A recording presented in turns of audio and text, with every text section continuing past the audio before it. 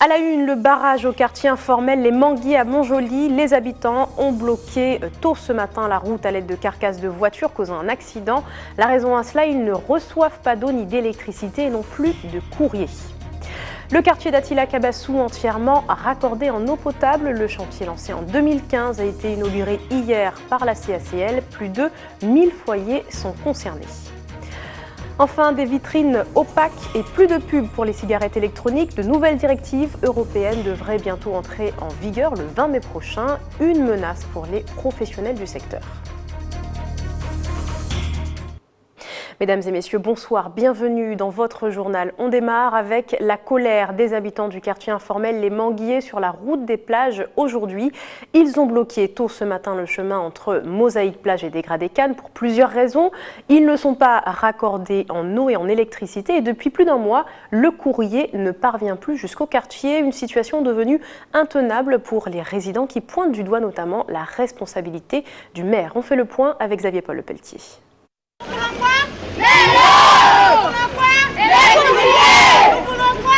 Pas d'eau, pas d'électricité et désormais plus de courrier. Pour les habitants des Manguiers, la situation est devenue intenable. Aujourd'hui, nous n'avons pas ni de l'eau, nous n'avons pas ni d'électricité, nous n'avons pas de lumière, pas de rien du tout.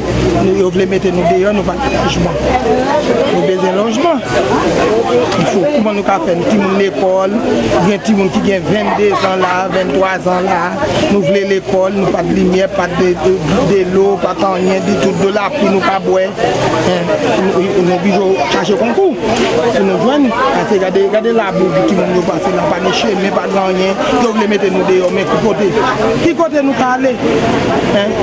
Pour 40 ans nous gagnons ici, à qui côté nous aller? Ayant reçu des sommations de déguerpir, la plupart des familles apprécieraient des conditions de vie plus confortables, mais pour l'heure, elles n'ont aucune perspective de relogement. Je ne peux pas ranger ma maison, tu sais, le chambre de les enfants, j'ai 3 enfants, c'est un bordel, tu sais.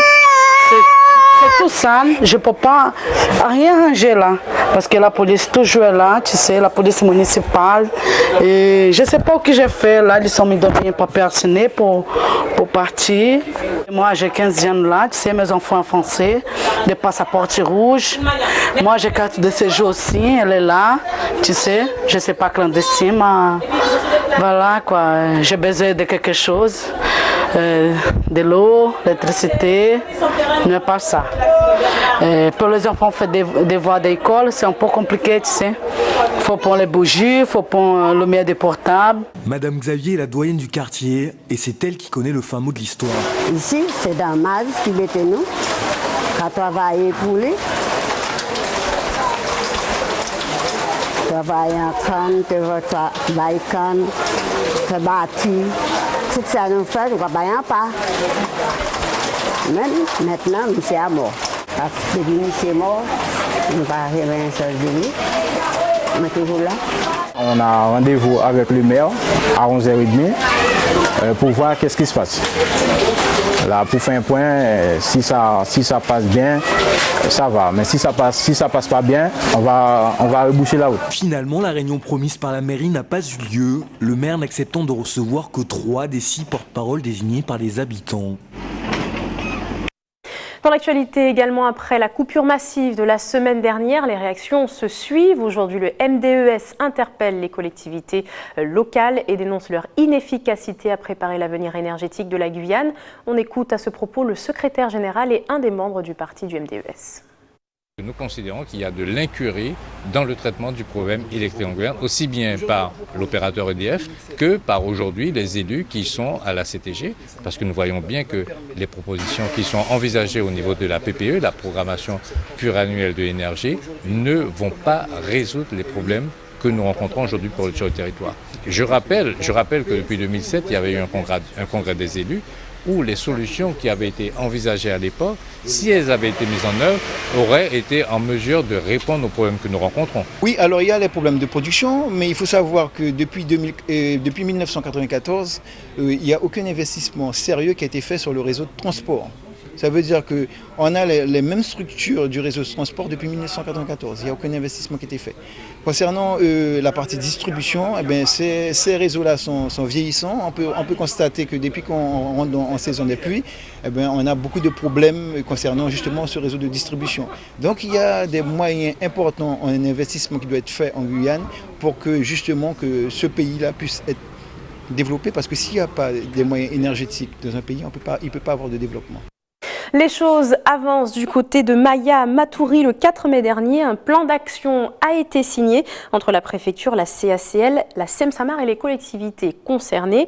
Objectif bien sûr mettre un terme aux problèmes que rencontrent les habitants depuis déjà plusieurs années, notamment concernant les inondations récurrentes dans la zone. Une satisfaction tant attendue pour les habitants du quartier. Le président de l'association de défense des habitants de Maya est d'ailleurs avec nous pour en parler ce soir. Bonsoir Joël Romain. Bonsoir madame. Merci d'avoir accepté notre invitation. Alors tout d'abord, il pleut encore en ce moment. Est-ce qu'on peut dire que vous êtes encore les pieds dans l'eau ? Alors nous sommes encore les pieds dans l'eau. Alors c'est vrai qu'il y a eu des travaux qui ont été faits de part et d'autre, c'est-à-dire qu'on a constaté que la SEM-Samar avait augmenté la profondeur de certaines nappes d'eau. Je pense que ça a retenu un petit peu d'eau. L'eau n'est pas rentrée dans la maison, mais c'est vrai que ce matin encore, on était à la limite. Donc quand même un apaisement déjà pour le quartier. Voilà. Alors je ne sais pas ce que ça va donner à la suite, parce que bien entendu, quand on capture de l'eau usée, bien souvent, ça a des conséquences, notamment en ce qui concerne les gîtes larvaires. Tout à fait. Alors justement, on va en parler précisément tout à l'heure. Mais donc déjà, une rencontre, je le disais, a eu lieu le 4 mai entre les différents acteurs concernés par les problèmes de Maya. Un certain nombre de mesures à court et à moyen terme ont déjà été actées, notamment sur le curage de la crique de Balata et de la crique Fouillée d'ici la saison sèche. Est-ce que c'est suffisant pour rassurer la population aujourd'hui ? Alors, je tiens à revenir sur ce que vous venez de dire. Vous avez une réunion avec les acteurs. Alors, on doit considérer que les habitants ne sont pas acteurs, parce qu'on n'a pas été conviés, les représentants n'ont pas été conviés, hélas. Nous avons eu les informations par voie de presse. Donc nous avons entendu les déclarations du préfet, les annonces du préfet. Nous les accueillons avec optimisme.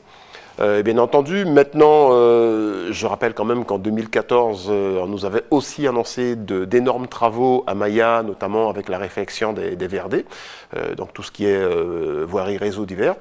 Et que cette année en particulier, nous avons eu les plus graves inondations. Donc nous accueillons cette information avec beaucoup de sérénité, nous attendons de voir. Alors concernant justement les mesures actées, il va y avoir donc le nettoyage, je le disais, de la crique Balata et la crique Fouillée dans un premier temps, d'ici l'été. Donc entre-temps, est-ce que ça ira finalement pour les habitants ? Alors, je crois qu'on n'a pas beaucoup le choix. Aujourd'hui, chaque fois que le ciel se couvre, je pense que les habitants sont un petit peu inquiets. Alors, il y a une procédure de relogement apparemment de certaines personnes. Donc, nous allons veiller aux conditions parce que beaucoup de choses doivent être prises en compte. Après, il appartient à chaque personne d'accepter ou de refuser directement. C'est d'ailleurs un des points importants dans tous ces changements. Il va aussi justement y avoir du changement sur la partie administrative. Tout plein de questions qui doivent être élucidées. Alors, sur la partie administrative, il y a plusieurs choses. C'est-à-dire que nous avons constitué une association, nous considérons qu'il y a deux points. Il y a la partie dite basse de Maya qui est constamment inondée, mais il y a aussi la partie haute qui fera aussi l'objet du processus de vente. Or, nous avons aussi des problèmes d'eau, même si nous n'avons pas de l'eau qui rentre dans nos maisons. Nous avons, par exemple, en ce moment, il est impossible de mettre le pied dans les jardins. Donc, il y a énormément de problèmes d'eau. Si on reprend les dires de la SEM-Samar elle-même, M. Patrick Werbach disait sur un média que le bâti a énormément souffert dû justement à l'humidité ambiante. Tout à fait. On rappelle quand même, avant de vous laisser poursuivre, qu'à l'époque de la construction, il n'y avait pas de plan de prévention des risques pour inondation. Je ne partage pas la même information. Alors c'est vrai qu'aujourd'hui nous avons certaines difficultés à obtenir des informations. Il existe un service d'urbanisme qui se contredisent. Nous on ne peut se baser que sur des documents bien concrets que nous avons. Après les racontars, on ne peut pas en tenir compte. Aujourd'hui nous avons des documents qui reconnaissent et qui attestent. Et je pense que c'est d'ailleurs pour ça que tout le monde réagit subitement, parce que je vous rappelle qu'il y a quand même 16 ans cette histoire, 16 ans de répétition. Et une satisfaction, effectivement, parce que les habitants ont décidé de dire stop ça suffit, il faut qu'on trouve une solution. Et je pense aussi que la Samsamar comprend aujourd'hui que nous ne sommes pas ennemis. Au contraire, nous avons réussi par tout le tapage qu'on a pu faire à faire en sorte qu'on trouve de vraies solutions et pour les locataires mais aussi pour la Samsamar. Justement, par rapport à la Samsamar, même si l'État arrive à imposer à la Samsamar un plan de cession aux locataires, c'est un point important dans ce dossier de Maya, il reste encore l'épineux problème des prix de ces maisons. Il reste l'épineux problème des prix. Alors, ce sont des logements sociaux, donc des logements qui sont construits avec de l'argent public. Donc, la définition des prix, l'État a aussi son mot à dire. C'est l'État qui définit le prix. Je vous rappelle qu'en 2014, la Samsamar avait majoré les prix du service des domaines d'à peu près 30%. Majoré, au prétexte qu'il y avait eu une réhabilitation. Il y a eu, à la suite de la réhabilitation, des visites notamment des services de la DEAL, de la mairie, de monsieur le maire, qui a pu constater effectivement que les fissures sont bien existantes. Donc aujourd'hui, ce n'est pas qu'une question de prix. Aujourd'hui, nous avons une logique d'adulte. On se dit, ok, personne n'est contre, au contraire, on est tous volontaires pour faire l'acquisition de nos maisons, mais on veut avoir la certitude que c'est un investissement qui ne va pas nous retomber sur la tête. C'est-à-dire qu'aujourd'hui, nous demandons des garanties, c'est-à-dire que des expertises soient faites, qu'on nous dise éventuellement s'il y a des travaux à prévoir, soit qu'on les défalque du prix de vente ou que la Samsamar les prenne en charge. Je pense que de toute façon, il y a des réglementations qui cadrent tout ça. C'est un dossier à suivre en tout cas, selon vous quand même, pour finir, Joël Romain. Pour quelles raisons est-ce que ce processus a mis tant de temps à se mettre en place pour Maya ? Alors, les raisons sont diverses et variées. Je ne suis pas là pour donner mon opinion personnelle. Au niveau de l'association, parce que je suis président de l'association uniquement, donc je reflète ce que souhaitent les habitants majoritaires. Nous avons un sentiment que tout n'est pas clair. Tout n'est pas clair. Le premier message que nous avons souhaité faire passer, c'est que nous ne cherchons pas à faire tomber des têtes. Ce n'est pas notre ambition, ce n'est pas notre intérêt. Nous ne cherchons pas à faire tomber des têtes, ni à dire c'est un tel ou un tel qui n'a pas fait son travail. Aujourd'hui, nous ne voulons pas être entre guillemets, le dindon de la farce. C'est-à-dire qu'aujourd'hui, on se met à la place du bailleur, à qui on demande de démolir 28 maisons. Il est normal qu'il demande des indemnisations. Seulement aujourd'hui, les habitants ne veulent pas servir de monnaie d'échange. C'est-à-dire que nous souhaitons acheter ces maisons à leur juste valeur et non pas permettre d'indemniser la Samsamar parce que nous n'avons rien créé. Ce sera votre dernier mot. Merci beaucoup, Joël Romain, d'avoir été avec nous ce soir. Autre commune, autre quartier, les habitants d'Attila à Kabassou à Rémières-Montjoly sont enfin raccordés en eau potable. Le chantier avait été lancé en 2015 et inauguré hier par la CACL. Plus de 1000 foyers sont concernés. Jonathan Lariot. Ils sont déjà plus de 1200 foyers installés sur la route d'Attila-Kabassou dans la commune de Rémières-Montjoly. Quartier résidentiel, maison individuelle, la population grandit de jour en jour. Une croissance démographique rapide qui pose problème. En effet, plusieurs habitations sur cette route ne sont pas alimentées en eau potable. Une situation que la CACL essaye de changer avec la mise en place d'un schéma directeur d'alimentation en eau potable sur Rémières-Montjoly, Cayenne et Matoury. Ici, dans ce quartier, c'était au départ que la population de la crique fouillée qui y avait. Et maintenant, tout le long de cette route de Kabassou, s'installent des habitants qui, bien sûr, ont des besoins, et surtout ont des besoins en eau potable. La canalisation qui est installée va permettre justement de faire face à cette demande qui sera de plus en plus importante. Nous attendons maintenant que la CTG prenne le relais après le Conseil général sur la promesse qui nous a été faite d'aménager l'emprise de voie qui permet la circulation des usagers sur cette route de Kabassou et en particulier aussi de faire en sorte que l'éclairage soit installé très vite. 3 objectifs sont mis en avant sur ce plan d'alimentation. Renforcer l'alimentation en eau potable le long de la route d'Attila-Kabassou, sécuriser son apport et permettre la défense incendie sur tous les points du réseau. L'habitation sans eau potable, c'est quand même pas possible au XXIe siècle.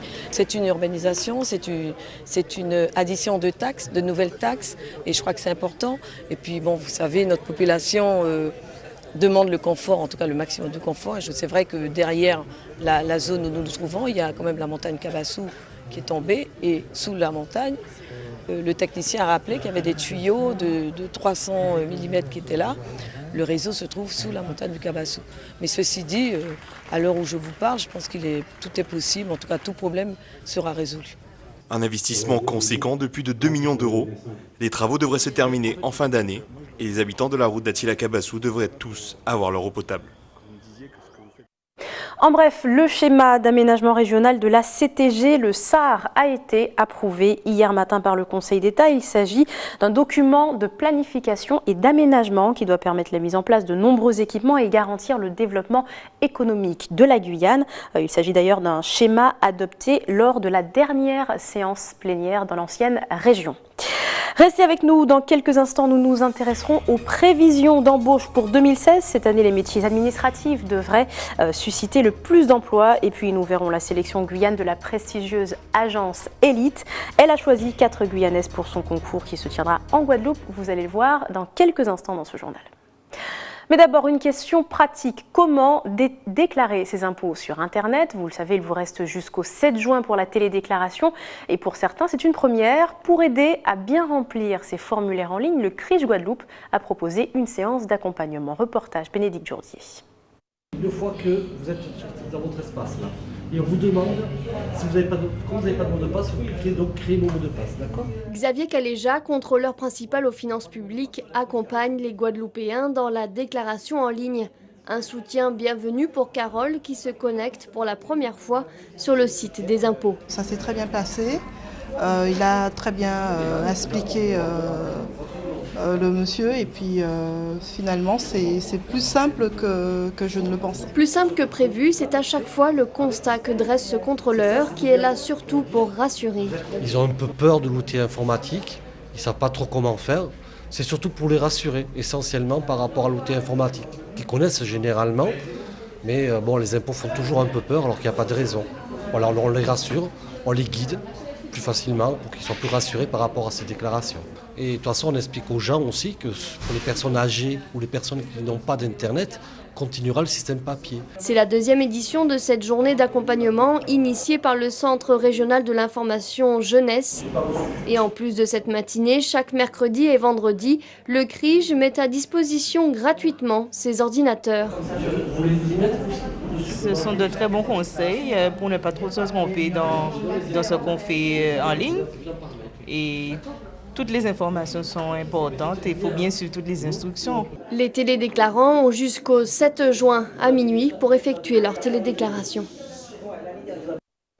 Autre actualité, bientôt des vitrines opaques et plus de publicité pour les cigarettes électroniques. Voilà quelques-unes des restrictions que va subir le marché de la vapoteuse suite aux nouvelles directives européennes. À compter du 20 mai prochain, elles devraient entrer en vigueur dans tous les pays membres. Une question de santé pour les autorités, une menace pour les professionnels du secteur. Ayodeli Gerba. La directive européenne des produits du tabac limite à 20 mg par millilitre la nicotine contenue dans les cigarettes électroniques. De plus, la contenance des réservoirs sera elle aussi limitée. 2 ml sera le maximum. Pour ce détaillant, cette mesure ne défavorise que les consommateurs. Ça va pénaliser l'acheteur parce que, par exemple, je vends 10 ml 6 € et 15 ml 15 €. Et si je vends que les 10 ml, ça fera 18 ml pour le même nombre, pour la même capacité. Eh bien, ça fait 3 €, c'est énorme. Marcel tient l'une des rares boutiques de cigarettes électroniques de Guyane. À l'entrée de son magasin, pas de vitrine ni d'affiches publicitaires. Il respecte déjà la directive européenne qui interdit aussi toute forme de propagande ou de publicité, hormis celle de professionnel à professionnel. Il en va de même pour Xavier. Il a lui aussi anticipé les dispositions de cette directive. Créateur d'un site de vente en ligne, ses clients se rendent sur son site par recommandation, grâce au bouche à oreille. Pour lui, ces dispositions auront peu d'impact sur son affaire. Je m'adapterai au nouveau matériel. Le matériel, s'il doit changer, on changera. Si la contenance des réservoirs diminue ou des fioles diminue, en ce cas-là, je vendrai dans la limite de la législation. Pour moi, c'est surtout pour l'utilisateur que ça va impacter parce qu'il sera limité au niveau du matériel et de tout le matériel qu'il va acheter. La directive européenne des produits du tabac a été éditée en 2014. Elle devra être transposée dans le droit de tous les États membres au plus tard le 20 mai prochain. 5000 embauches, c'est la prévision des employeurs de Guyane pour 2016, une baisse de 18% par rapport à l'an passé. Comme chaque année, Pôle emploi a mené son enquête auprès des recruteurs pour connaître leurs besoins en main-d'œuvre. Les métiers administratifs arrivent cette fois en tête du classement. Le point avec Mia Pierre. 5000 projets de recrutement envisagés pour la collectivité en 2016. C'est le chiffre qui ressort de l'enquête Besoins en main-d'œuvre réalisée par Pôle emploi. Un chiffre assez important qui montre une dynamique de la part des entreprises guyanaises à embaucher. C'est une entreprise sur 4, soit 5 points de plus par rapport au national. Les secteurs qui recrutent le plus sont le secteur quand même les services, notamment l'administration publique et l'enseignement. Les secteurs également, le secteur construction reste quand même un pôle recruteur. Il est un petit peu en repli, mais ça reste quand même un principal pôle recruteur pour la région. Il y a 4 ans, il y avait un projet sur 2 qui était jugé difficile. Cette année, il y a moins d'un projet sur 3 qui est jugé difficile. Mais ces difficultés demeurent. Donc ce que les employeurs nous disent par rapport à ces difficultés, c'est que le profil des candidats ne correspond pas forcément à ce qu'ils recherchent. Mais ils sont quand même prêts à recruter le candidat s'il est motivé et qui est disponible. Si les intentions de recrutement sont supérieures à celles du national, toutefois, ce chiffre est en repli de 18% par rapport à l'année 2015. Une enquête révélatrice sur laquelle Pôle emploi compte bien s'appuyer pour mener des actions afin d'accompagner les entreprises.